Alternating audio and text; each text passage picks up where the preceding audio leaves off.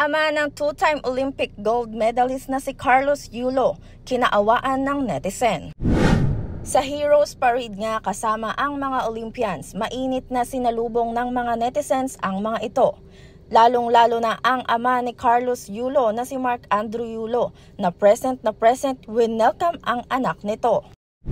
Nag-viral nga ito matapos itong i-post ni Jack Logan. Sabi sa caption, "Kaloy, dito papa mo. Grabe, nakakaiyak. Praying for this family. Sana next makita naman namin kayo na mag-group hug." Madami nga sa netizen natin ang naawa sa ama ni Carlos Yulo at nagkomento sa naturang post na ito.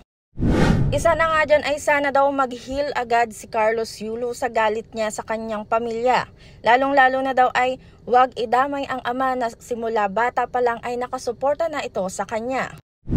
Maaalala nga nitong mga nakaraan ay nag-viral ang pamilya ni Carlos Yulo matapos gastusin ng kanyang ina ang kanyang pera. Isa pa sa dahilan kung bakit kinaawaan ng netizens ang ama nito. Nakakaawa daw kasing makita na malayo ang ama at hindi makalapit sa anak na para bang ibang tao ito sa kanya. Pero pahayag ni Carlos Yulo sa kanyang Facebook account, nakita niya ang kanyang ama. Sabi dito ni Carlos Yulo, "Maraming salamat pa. Masaya ako, nakita kita doon nakasuporta. Pasensya na pa, hindi ako masyadong nakakaway. Ang daming nagpapa-autograph. Kita-kits soon pa."